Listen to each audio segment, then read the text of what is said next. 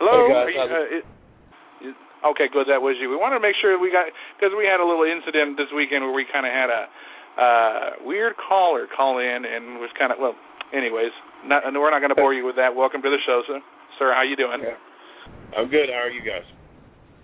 We are very good. Thank you so much. We were just telling our listeners a little bit about the many different years of many different companies in the years that you've been in the wrestling business, who you've actually worked for and so forth, and who you've had the pleasure of working with some of the biggest names in the business. That's for sure.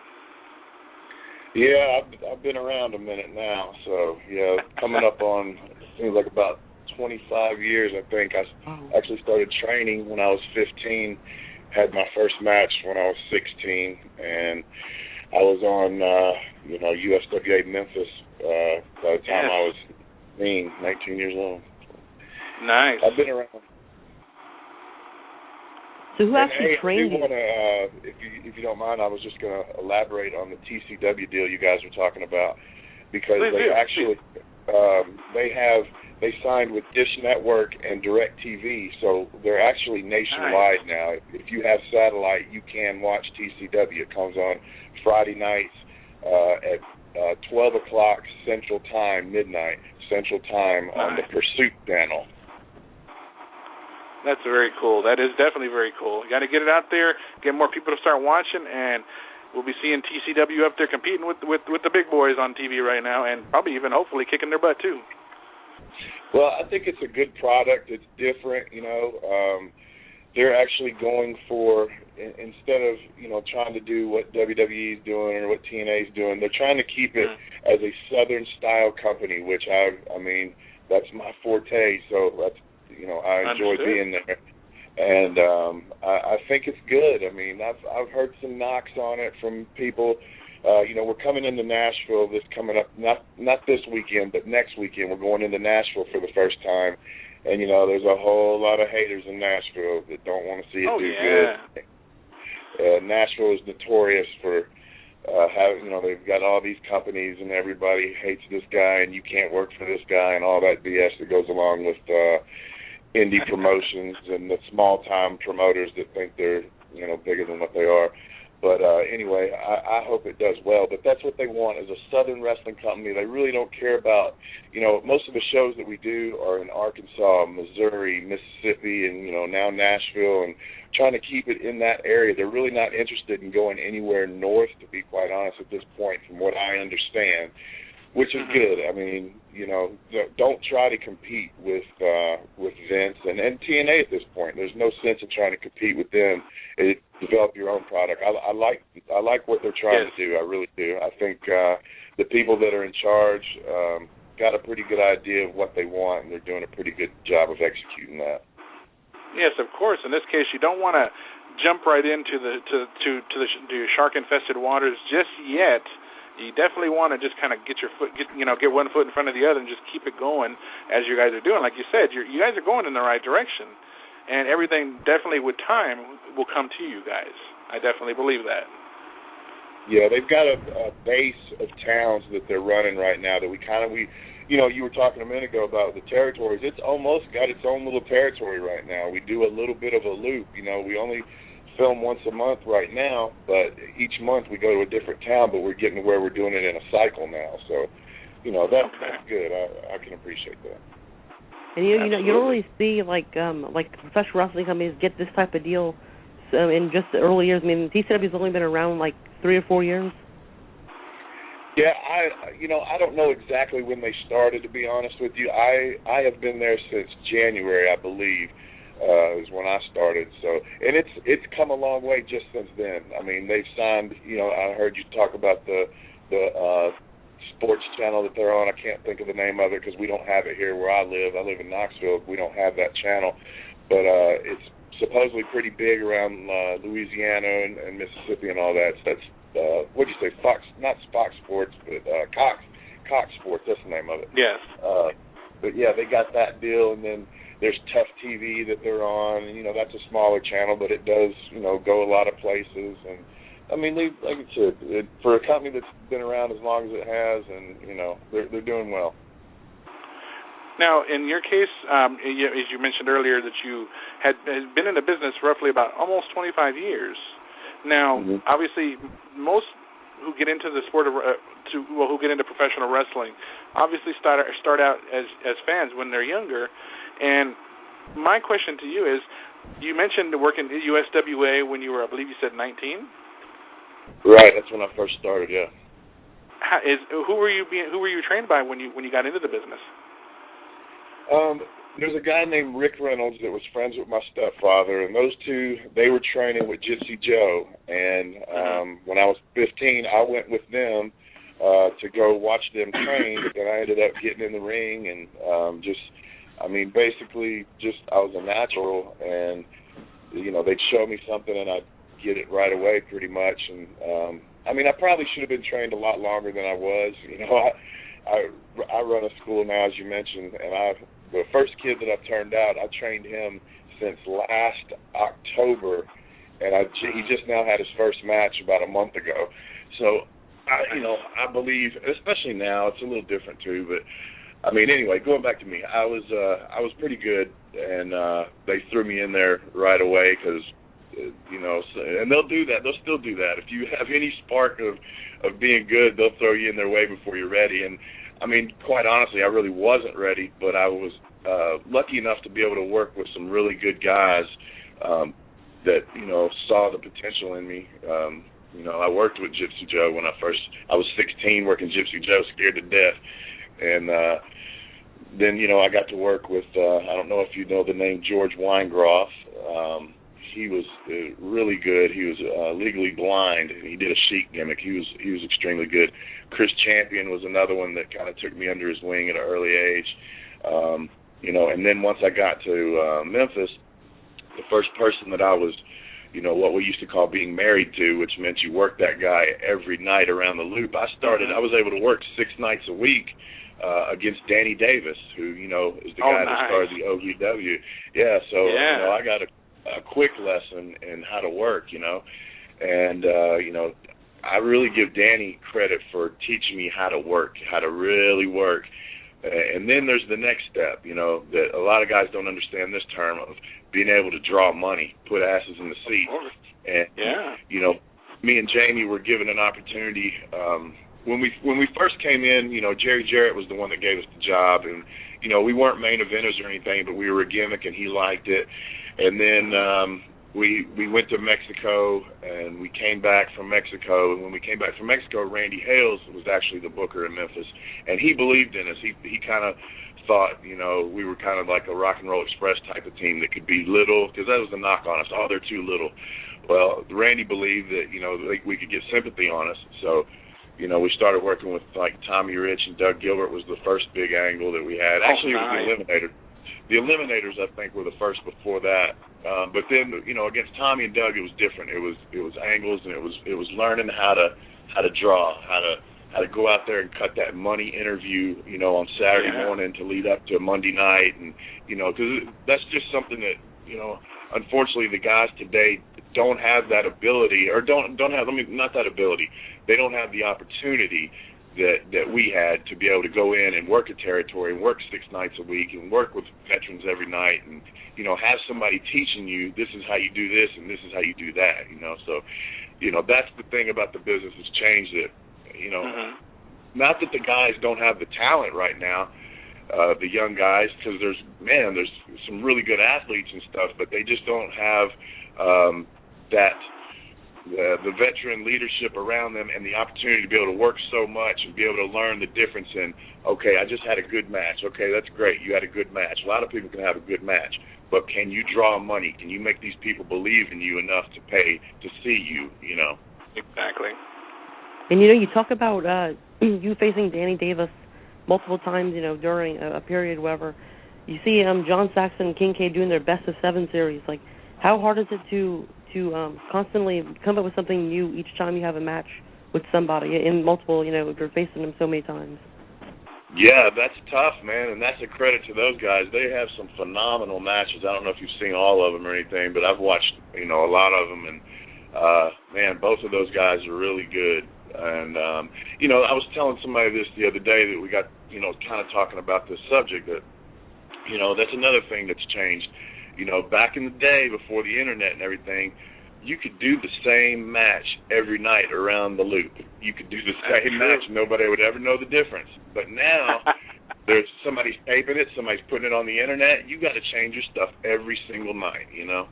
Well, yeah, absolutely. And when you were actually moving your way up through the wrestling business, take us back to that time when you got yourself into the WWE during arguably some of the highest points in wrestling. Really, was during the Attitude Era. You guys were brought in during, without a doubt, the hottest point in wrestling. I mean, take us back to when you got the call to come out there, or you got introduced to somebody up there that got you in, or how you got into the WWE during that time. Well, the first time we went up there was actually in '95. It was before that. We only went up for we did 2 Raws. We did a match against, you know, two enhancement talent guys, gave us a win, and then we had a tag team title match against Smoking Guns, and you know, they gave us a great match, and you know, they ended up beating us or whatever, but the knock on us then was they're too small, and I've said this before. This was like almost we were a little bit before our time. You know, the gimmick was great, you know, and another thing I've said before, nobody can take away from us that we were the first ones to do that gimmick, and then it got duplicated numerous times after that. But when we came in the first time, they said, we love you guys, you know, the gimmick's great, you know, blah, blah, blah, the work's great, but you know, you're too small. See, this was before the Mexican invasion happened. Well, right after that, the Mexican invasion started happening, and then it was like, really? You know, so it was like we kind of missed that window of opportunity right there. And then, okay, the second time that we went back up to do the nation domination thing, and to answer your question, okay, Lawler got us that first deal. Second time, Cornette got us the deal to do the nation of domination thing. Nice. You know, that was just, we were sidekicks or whatever, jumping in a little bit here and there, and I think the plan was to break us off, but as I've said, I've been doing a lot of these radio interviews lately, so forgive me for when I keep saying that. No, it's okay. Yes, please, go ahead. You know, we kind of shot ourselves in the foot, to be quite honest about it. I think everybody, you know, a lot of people know about, you know, me and Jamie. We kind of got involved in the party scene a little too heavy, and basically shot ourselves in the foot because we had an open door to, you know, branch off from being the rappers of the nation and actually be a tag team. That deal with the Road Warriors was kind of punishment, if you will, and to get rid of us. So that's kind of, we were our own worst enemy at that point. Understood. I mean, it does happen, and how you move on and deal with it, you know, afterwards is what really makes you the better person, because obviously if you continue on in it, you haven't learned anything, but you've obviously moved on from that point in your life and have continued to have success in the wrestling business and are still doing it today. So, you know, it's just the trials and tribulations, obviously, as most people have mentioned as far as in the wrestling business goes. You have a lot of fun, sometimes a little too much fun, but you learn from it, obviously. And then you actually moved on from WWE to TNA, or as they call themselves, Impact Wrestling, during the early years. And actually, before you worked with that, James Mitchell. I'm sorry, go ahead. Before that, we did. We went from WWF, it was F then, and we went on to do the ECW stuff, go up there, work with Mikey Whipwreck and Spike Dudley. Had some of the probably best matches of my career against those guys. Some of those didn't make it to TV. It was a lot of spot show stuff, but it was really good. And then we did the deal with the Dudleys on the Hardcore Heaven, I believe it was, 97. And then we went over and did some WCW stuff up until about 2000. And then that's about the time when me and Jamie, you know, kind of a little bit mutual, just kind of called it quits. You know, the gimmick had kind of run its course, and you had other people doing it, Public Enemy, and, you know, that were getting a big push with it. So no matter if we were first or not, people automatically start looking at you as the imitator, which was kind of weird, but that's just how it happens in the business. And so anyway, that's kind of when I reinvented myself and came up with the Slash gimmick, and again called Cornette. He was running OVW then, and I told him about the idea that I had for Slash, and he brought me into OVW, teamed me with Brian Logan, who wrestled as Damien, and we were the Disciples of Sin. We were managed by his wife, Stacy, and actually had Batista. That's when he started. He came in, and he was like our monster. You know, we were the tag team, and then Batista was the monster. And, then after that's when I went to TNA. When they started, you know, Jeff Jarrett and I have always been pretty cool, and he brought me in to do Slash there. And at first it was just kind of a singles thing. They really didn't have no plans for me or anything. And then they put Brian Lee with me and, you know, put the tag team titles on us, and we had a great run against James Storm and Chris Harris. A number of good matches there. And then in 2004, it just kind of ended. You know. And then I quit the business for a little while, about 3 years, I think it was, and came back and just kind of floated for a while up until, you know, this past year when I decided I wanted to do the wrestling school, and then I changed it into this Cerebus gimmick. And again, just recreated myself, and it's given me a burst of life. It's kind of, this time especially, I mean, the Slash thing worked well, but this one, I don't know, I seem to be getting a lot of buzz off of this gimmick, so we'll see where it goes. It looks pretty bad. Pretty badass, man. I actually like the whole look of the character, but I'm sorry, Austin, you were saying. Go ahead. And speaking of Slash and Sin, you know, the new church, how was it like working with James Mitchell? I think James Mitchell is great. I think he's one of the best promo guys in the business, and that the look that he has for the character that he plays is perfect. I mean, if the devil were a human being, it would be Jim Mitchell, without a doubt. And you know, I don't think people give him the credit that he's due. You know. Yeah, really an underrated manager. Absolutely.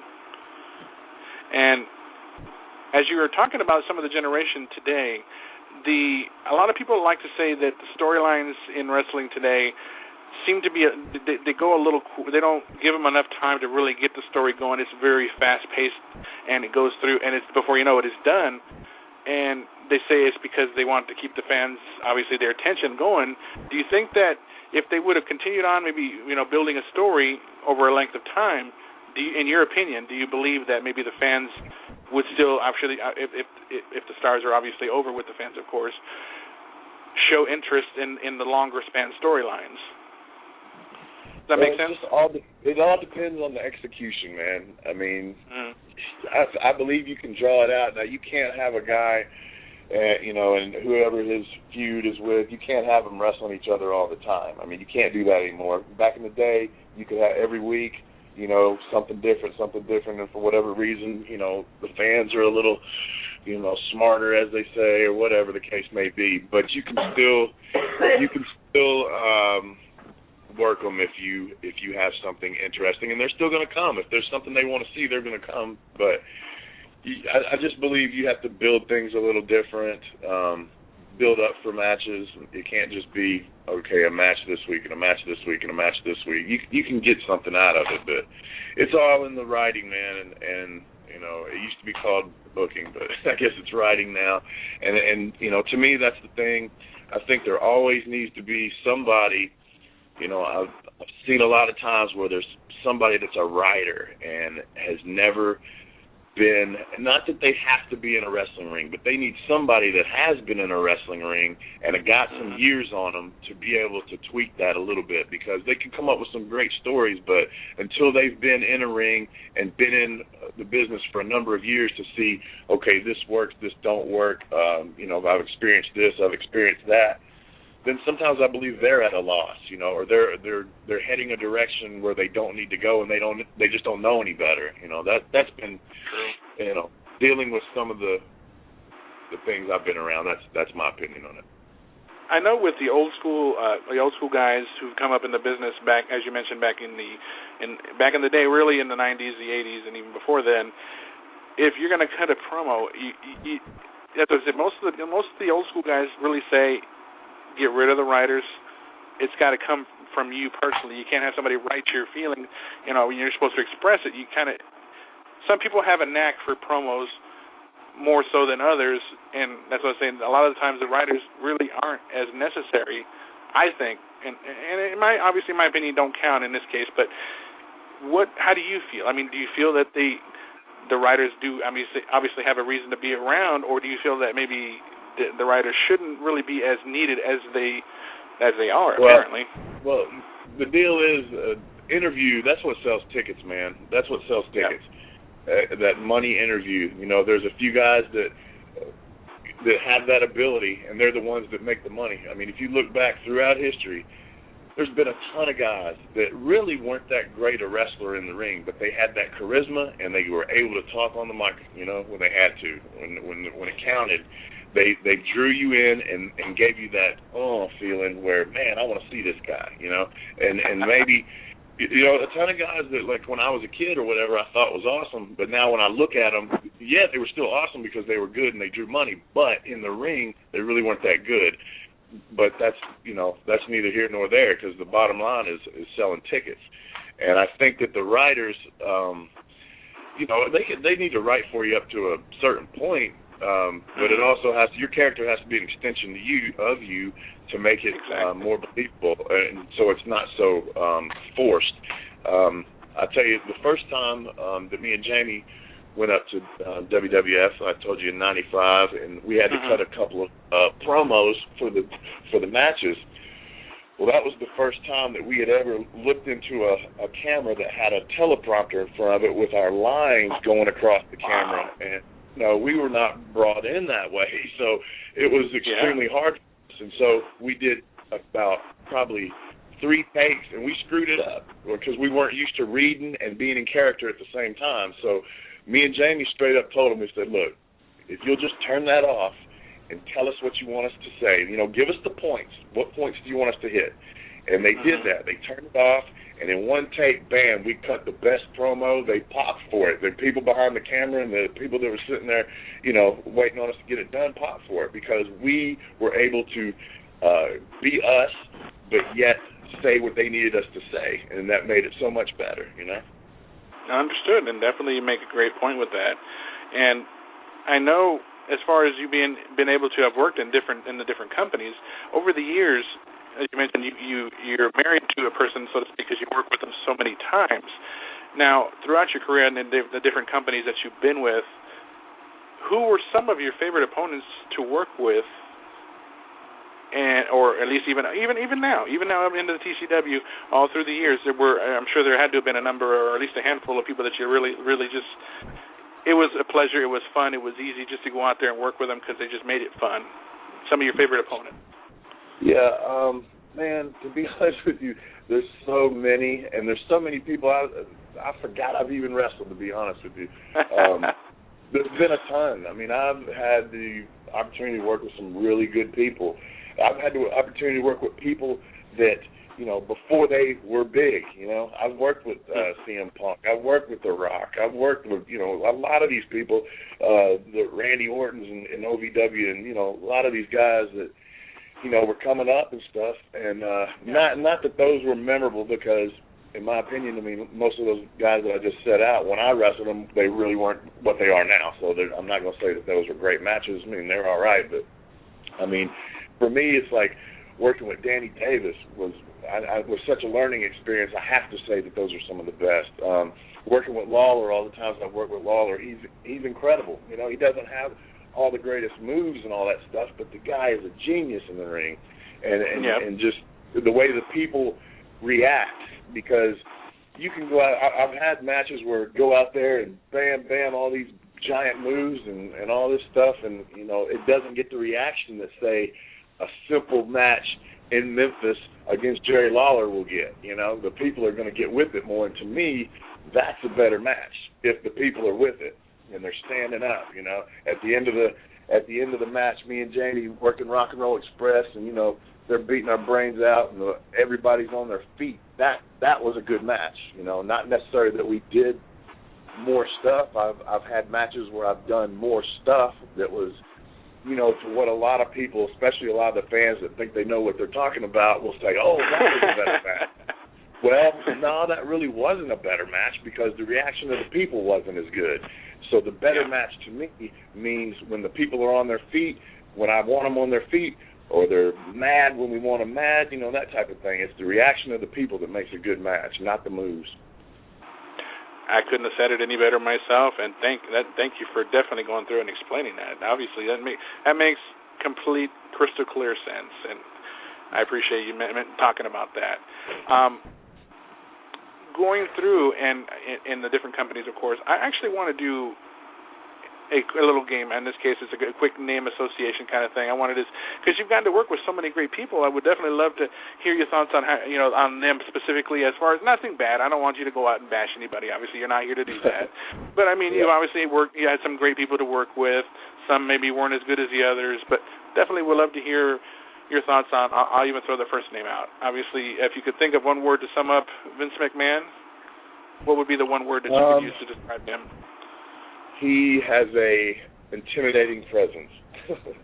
I have heard that more than once. For a kid that was 21 years old, that's when I met Vince McMahon, when I was 21 years old. And working with Jeff Jarrett, how would you sum up Jeff in just a few words? A hard-working businessman. Do you feel he was underrated or overrated as a wrestler?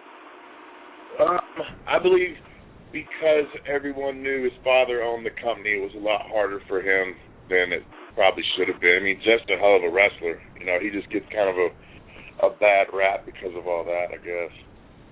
That's true. I mean, I could see where that goes, because I know that people talk about Jerry Jarrett, the promoter, and obviously him and his son working when after WCW went down, they got together and created the TNA Wrestling.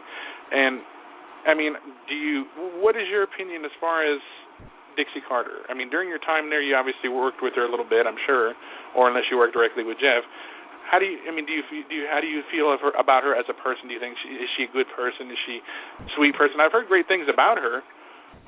What are your memories about her?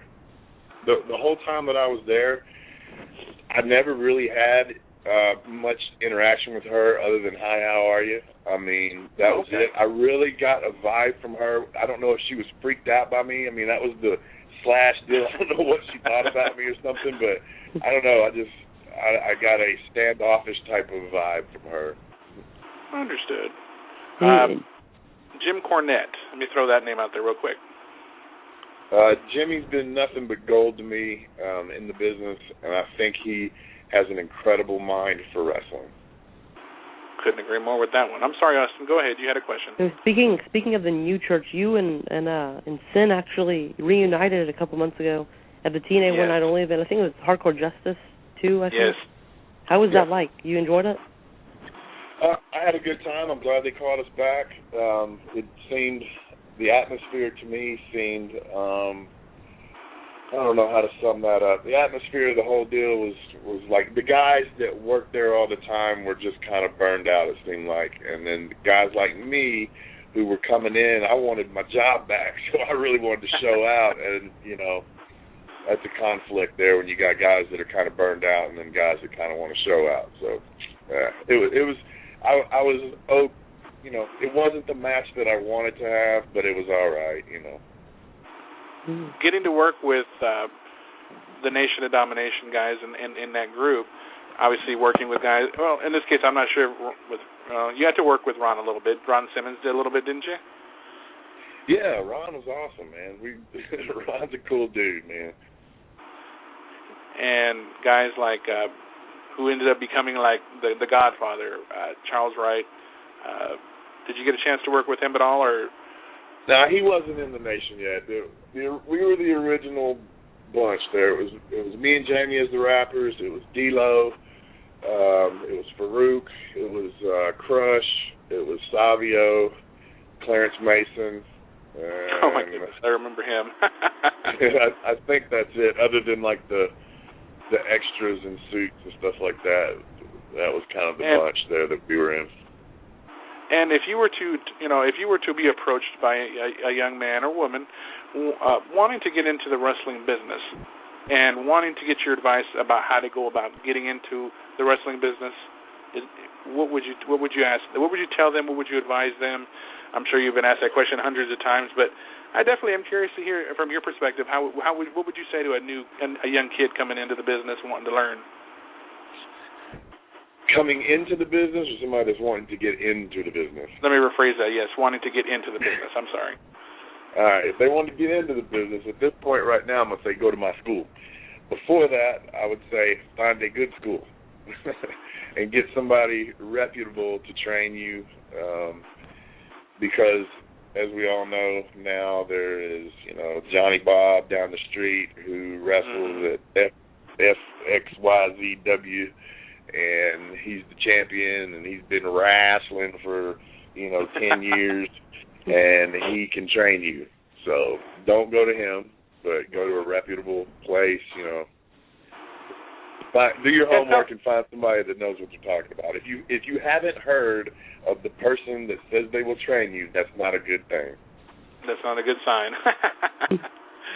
There's a guy now, tell us a little bit about your school. I'm sorry, Austin, I didn't mean to cut you off there. Tell us a little bit about your school there. How did it come about bringing it in?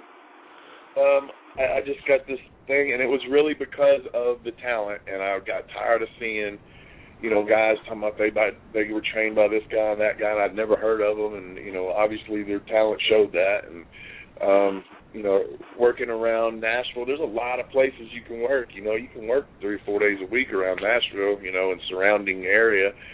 So I just thought, man, I'm gonna open up a school, and I'll train people from the ground up, and I'll also offer to help some of these other guys that need to be brushed up. And some of them took me up on that. That was when I first opened it, I had, about 3 trainees that were, ground up.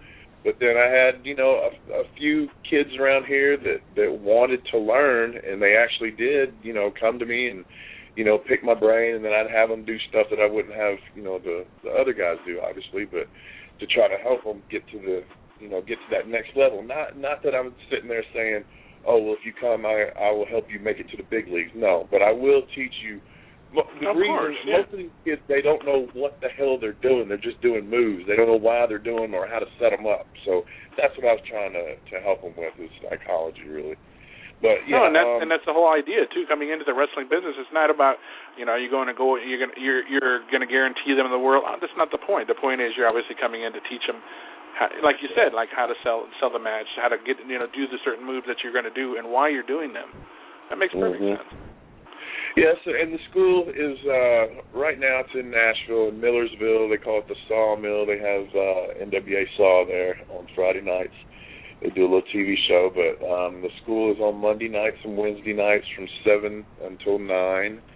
And I moved out of Nashville. I lived there forever. From there, I moved out of there a few months ago, and I've actually turned the school over. It's still my school, but I'm letting headliner Chris Michaels, do the training for me right now, because he's been around as long as I have. We started together when we were kids and stuff, and he's probably the best person in that area that I trust to do it for me. So he's actually doing it right now, and just to be quite honest, I don't know where it's going to go from here. I don't know.